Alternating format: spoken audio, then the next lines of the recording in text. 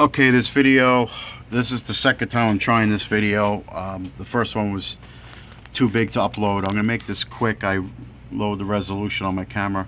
Okay, this is for a box with two Aurora 1808s, which I'm not a big fan of. I don't know. They're gonna be more of an infinite baffle. You're better with an infinite baffle with these.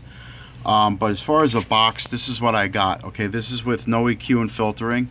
I'm going to show you right now. Your box net is 14 cubic feet at 25 hertz, and your negative 10 is going to be 24 hertz range.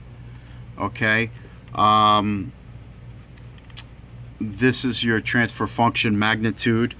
And all that means is you have a frequency versus decibel in a perfect room acoustic environment, which you're not going to be in. But this is the way we model it. This is how we model it. Okay. Now I got a couple things I want to show you. The vents rather, ports, whatever. Two of them, 6-inch in diameter, 12 inches long, 12 and a quarter inches long. And they're going to be flared ends on both ends, and they're going to be round, of course. And you could get those at Parts Express. I'm plotting this right now with where's my signal? I'm plotting this with 1,000 watts. I have no clue how much power you're using, but since these two together will handle 1,600 watts. We're well within the range. However, it's a very efficient driver. My calculations has it at 97 decibels, so you don't need to put monstrous power in here. In fact, that'll work against you. You're going to see that in a second. You're going to need to do, it's not enough just to build this enclosure and put it in. You're going to have to, maybe with a mini DSP, you're going to have to do some tricks, EQing, filtering. Right now, this is your transfer function magnitude. Okay, so here is your 0 dB. This is essentially like ideally you would be hugging this line, and then you would have a beautiful predictable roll off like that. Okay, here's your negative 3 dB line. This is like, you know, plus or minus 3 dB. So if you would have a ripple here like this, you know, you would still be considered somewhat flat. Negative 10 is the cutoff point that industry-wide you look at. Let me do this really quick. What I want to show you is I want to put some EQs and filters in. I have them set up. The first one I got is your low pass filter at 80 hertz, second order. So that, see how it brings it down? Okay, because this is you're using pro drivers in an environment where you need really low frequencies. If I tune this thing, if this was a pro driver setup, and I tuned this to 30, you know, let's say 35 hertz, and I put a, you know, deep filter down here, you would knock someone's lights out with the bass. But with home theater, it's all about getting below that 30 hertz mark. You know, that's where the magic begins. So you're going to need to do some EQing to make this look better. So I got a 3 dB EQ. Where am I? I got at 30 hertz is essential. You're going to do a 6 dB gain. So I'm going to click that in and watch what happens. Look, it comes alive. It comes alive. All right. And I'm going to leave that other filter out. All right. So now you extend it down to 21 hertz.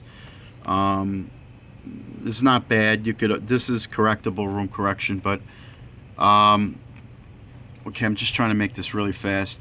I'm going to show you what happens when we put a 60 hertz, and it doesn't have to be exactly 60, but I threw it at 60. Bam, there you go.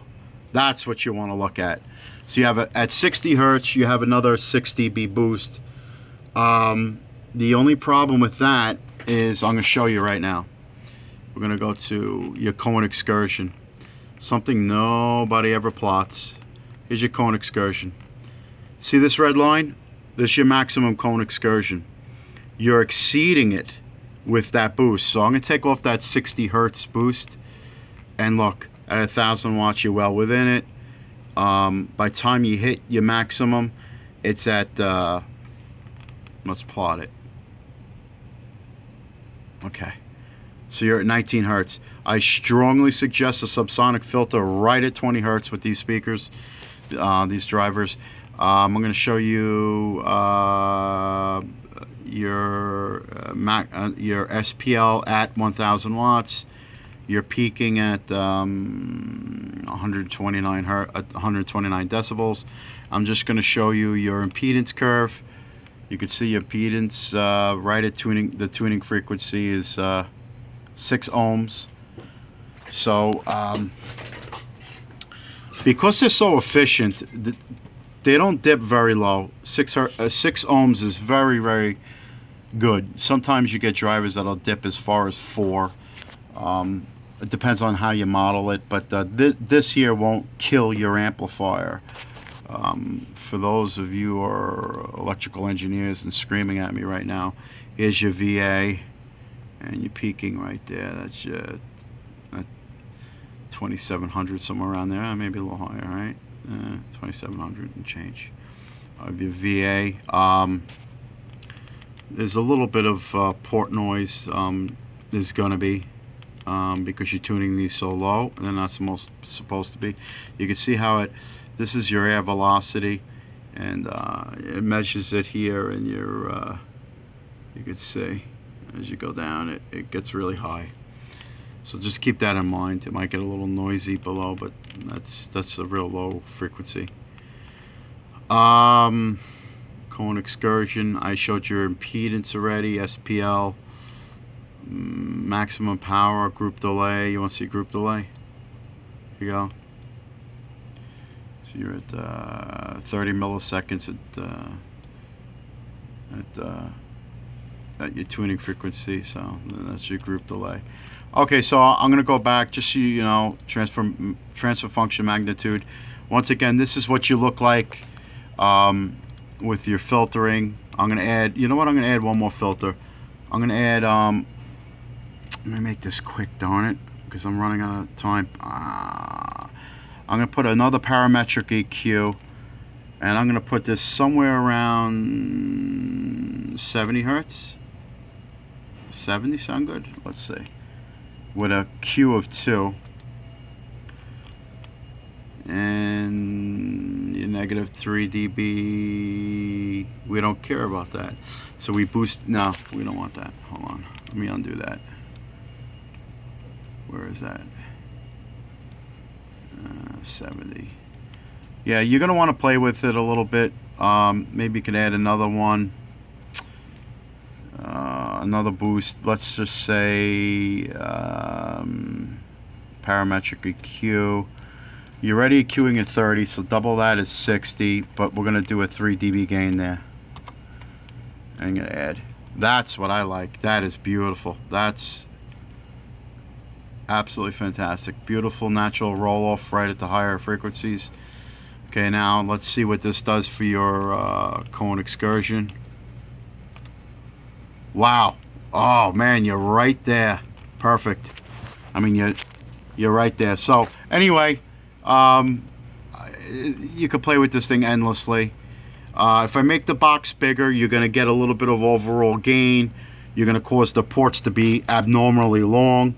You're going to go from a 12-inch long port to God only knows as I play with the tuning frequency. If I pull up the tuning frequency, you're going to actually create a rise here, a really big rise. You're going to have a more drastic roll off a shelf. Like I said, I hope this helps you out a little bit. Let me go back to your vent so you have it. Here's your vent. All right, 2 vents, 6-inch, 12 and a quarter flared. Box 14, 5. Okay, and that's pretty much it. I hope this helps you out, brother. And and keep us posted on your project.